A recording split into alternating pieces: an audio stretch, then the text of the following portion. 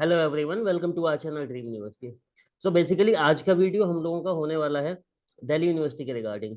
तो दिल्ली यूनिवर्सिटी का पोर्टल कब ओपन होगा, उसके लिए आपको कौन कौन से डॉक्यूमेंट्स रेडी रखने हैं, उस सब के बारे में बात करेंगे। उसके अलावा जो ये डॉक्यूमेंट्स हैं उनका फॉर्मेट क्या होगा, वो सब लोग हम आज के वीडियो में देखेंगे। ठीक है, तो ये पब्लिक नोटिस है जो दिल्ली यूनिवर्सिटी ने निकाला गया था।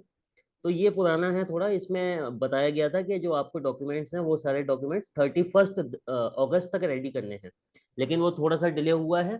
और जो अब जो पोर्टल CSAS पोर्टल जिसको ये लोग बोल रहे हैं, तो वो पोर्टल 12 सितंबर से मोस्ट प्रोबेबली स्टार्ट हो जाएगा। वहाँ पे फिर आप लोग अपना CVT के डिटेल्स वगैरह फिल कर पाएंगे एंड डॉक्यूमेंट्स अपलोड कर पाएंगे।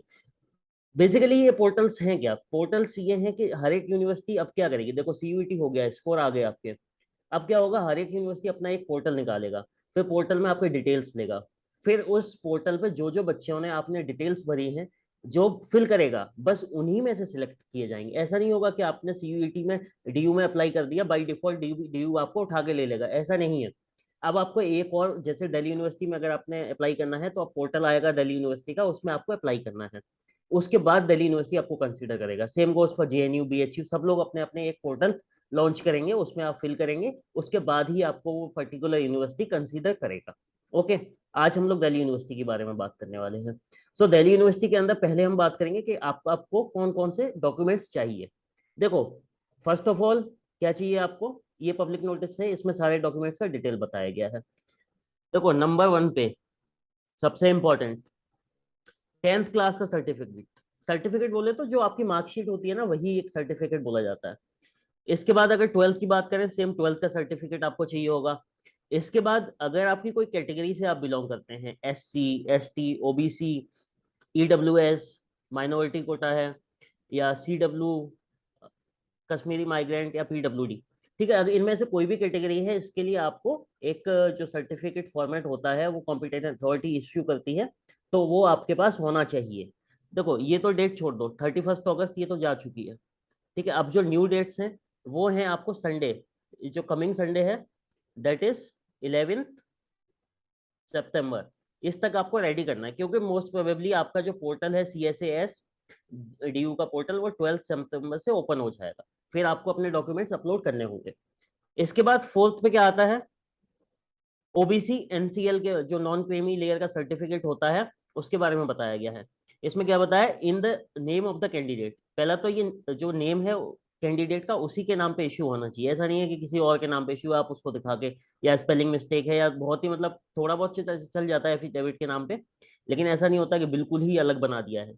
Competent authority, the caste should be in the OBC central list issued by, ये NCBC का वेबसाइट होता है, इस पे आपके जो भी कास्ट हैं, जो OBC के अंडर आते हैं, वो बताए गए हैं, इनमें से ही आपका कास्ट होना चाहिए, तभी आपका सर्टिफिकेट वैलिड माना जाएगा। Income certificate must be issued after 31 मार्च 2022।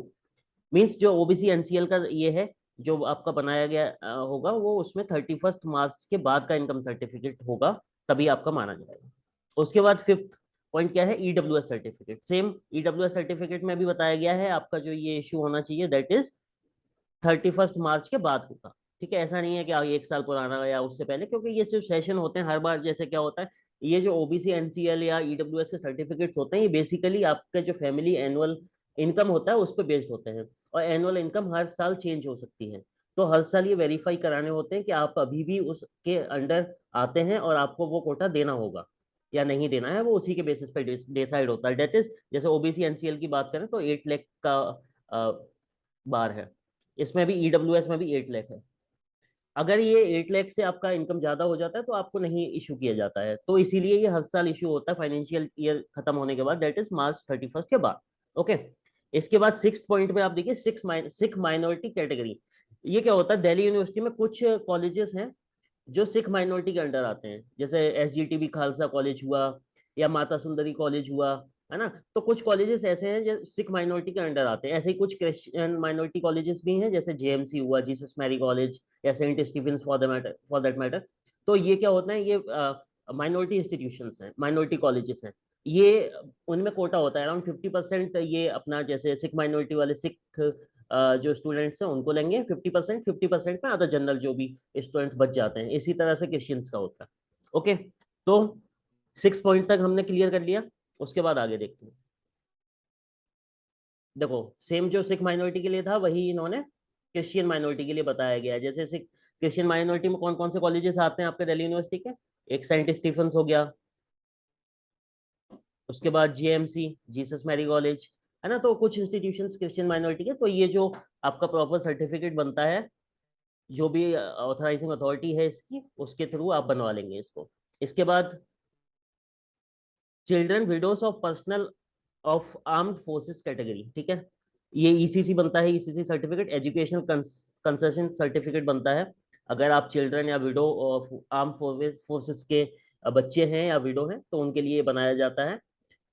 उसके लिए अगर आप उसके कैटेगरी के थ्रू आप अप्लाई करना चाहते हैं तो उसके लिए आपको जो प्रॉपर सर्टिफिकेट होता है वो आपको बनवाना पड़ेगा, educational concession certificate. Okay, format आपको इसमें दिया गया है, in the prescribed format where in the priority is clearly mention, priority mention होनी चाहिए आपकी। इसके बाद पर्सन्स विद बेंचमार्क डिसेबिलिटी, इसका भी सर्टिफिकेट बनता है आपको, जो भी गवर्नमेंट हॉस्पिटल है वहां से इशू होता है।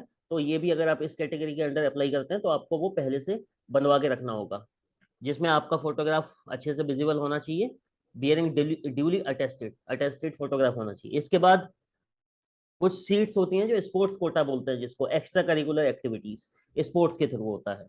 तो अगर आप उस कैटेगरी के अंडर अप्लाई करना चाहते हैं तो आपको वो रेलेवेंट सर्टिफिकेट आप लोगों के पास होना चाहिए आपके नाम पे, ठीक है, जो भी नेम है कैंडिडेट का उसके नाम पे। इसके बाद कुछ इंपॉर्टेंट इन्फॉर्मेशन यहाँ पे बताई गई है, ये देख लीजिए एक बार। The name of the candidate claiming reservation must match with the candidate's name as it appears on the corresponding school board. मतलब जो भी नेम आपका रिजर्वेशन के उस पे नेम है वो आपके जो बोर्ड की मार्कशीट है या फिर सीयूईटी का जो फॉर्म है उससे मैच करना चाहिए, मतलब नेम सेम रहने चाहिए, पेरेंट्स का नेम भी सेम होना चाहिए। दो पेरेंट्स का अगर थोड़ा बहुत स्पेलिंग एरर होगा तो आपका वो एफिडेविट से चल जाएगा। Okay, no undertaking on behalf of incomplete invalid non availability, अगर आपके पास डॉक्यूमेंट है ही नहीं या इनवैलिड है या इनकम्प्लीट है तो कोई भी अंडरटेकिंग आपकी मानी नहीं जाएगी उस केस में, ठीक है। नाम वगैरह में थोड़ा बहुत एरर होगा उसके लिए आपकी एफिडेविट लग जाएगी। ऐसा नहीं है कि आपके पास सर्टिफिकेट नहीं है और आप बोलते हैं कि मैं इस कैटेगरी से आता हूँ और मेरा एफिडेविट ले लीजिए, तो ऐसा पॉसिबल नहीं हो पाएगा, ठीक है। चलिए इसके आगे देखते हैं।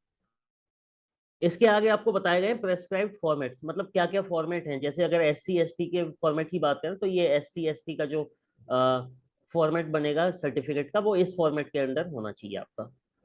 ये देख लो एक बार, इसका आपको PDF चाहिए तो टेलीग्राम चैनल पे मिल जाएगा। टेलीग्राम चैनल जिन बच्चों ने ज्वाइन नहीं किया है उसका लिंक आपको first comment and description box में मिल जाएगा, ठीक है, वहां से आप फॉर्मेट देख सकते हैं, ठीक है। इस फॉर्मेट में होगा आपका SC ST का सर्टिफिकेट, ठीक है।